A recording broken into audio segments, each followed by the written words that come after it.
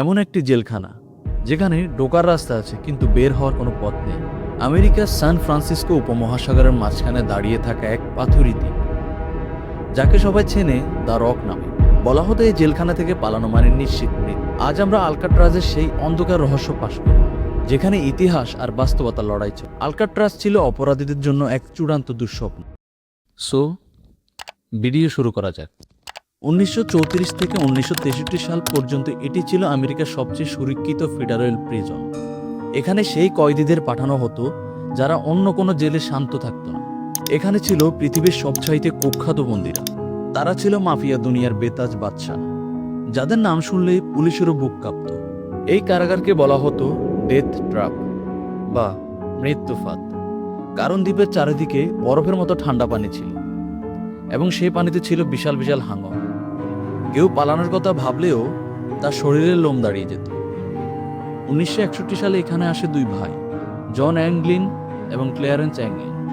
ইতিহাস বলে এই জেল থেকে পালানো একেবারে অসম্ভব, কিন্তু তারা দেখিয়েছিল মানুষের ইচ্ছা শক্তি থাকলে সবকিছু করা সম্ভব। তাদের পালানোর ধাপগুলো ছিল চোখ কপালে তোলার মতো।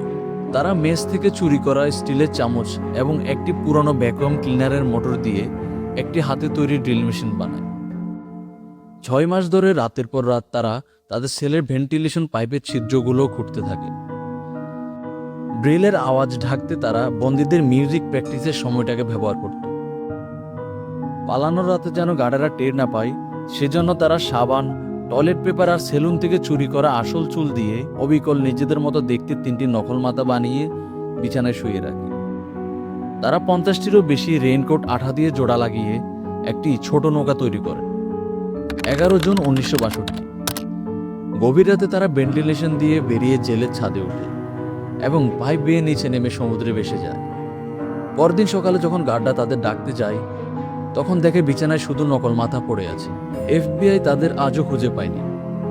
অনেকের মধ্যে তারা সফলভাবে ব্রাজিল পালিয়ে গিয়েছিল। Frank Morris and John and Clarence Anglin scratched their way through grills covering an air vent, climbed a drainage pipe, and disappeared from the forbidding rock in San Francisco Bay. 1963 সালে খরচ বাঁচাতে এই জেলটিকে বন্ধ করে দেওয়া হয়, কিন্তু কয়েক বছর আগে আমেরিকার প্রাক্তন প্রেসিডেন্ট ডোনাল্ড ট্রাম্প এক ঘোষণায় এটি পুনরায় চালু করার ইঙ্গিত দেন। তিনি দাবি করেন অপরাধ দমনে আলকাট্রাজের মতো কঠোর জেলখানার কোনো বিকল্প নেই। ট্রাম্প জোর দিয়ে বলেন এখান থেকে কেউ কখনো পালাতে পারেনি। কিন্তু প্রশ্ন জাগে, প্রেসিডেন্ট কি দুই ভাইয়ের সেই পালানোর ফাইলটি দেখেননি, নাকি এটি একটি রাজনৈতিক চাল ছিল? আলকাট্রাজ কি সত্যিই অবৈধ, নাকি এটি কেবল একটি প্রচার করা মিথ্যা? আলকাট্রাজ নিয়ে হলিউডে অসংখ্য মুভি তৈরি হয়েছিল। মুভিগুলোতে দেখানো হয় বন্দিরা ডিনামাইট ফাটিয়ে বা মারপিট করে পালাচ্ছে, কিন্তু বাস্তব জীবন ছিল এর চেয়ে ভয়াবহ। সেখানে বন্দীদের সাথে কথা বলা নিষিদ্ধ ছিল। ঘন্টার পর ঘন্টা তাদেরকে অন্ধকারে রাখা হতো। এই মানসিক টর্চার সহ্য করতে না পেরে অনেকে পাগল হয়ে যেত। সিনেমার চাকচিক্য আর বাস্তবের এই নরকের মধ্যে পার্থক্য ছিল আকাশ পাতাল। আলকাট্রাজ আজও এক অমীমাংসিত রহস্য। কেউ বলে এটি জাদরেল অপরাধীদের সংশোধন কেন্দ্র, আবার কেউ বলে এটি ইতিহাসের এক কাল্পনিক অহংকার। ট্রাম্পের দাবি আর সেই দুই ভাইয়ের রহস্যময় অন্তর্ধান, সব মিলিয়ে দ্য রক আজও এক কুয়াশাচ্ছন্ন ধাঁধা। ইতিহাস হয়তো কোনোদিন আমাদের সত্যিটা বলবে না, তবে এই পাথরগুলো আজও সেই পালানো বন্দীদের পায়ের ছাপ বহন করছে। আপনি কি বিশ্বাস করেন ওই দুই ভাই আজও বেঁচে আছে? কমেন্টে জানান। ভিডিওটি ভালো লাগলে লাইক দিন এবং রহস্যময় যাত্রা বজায় রাখতে সাবস্ক্রাইব করুন। ধন্যবাদ।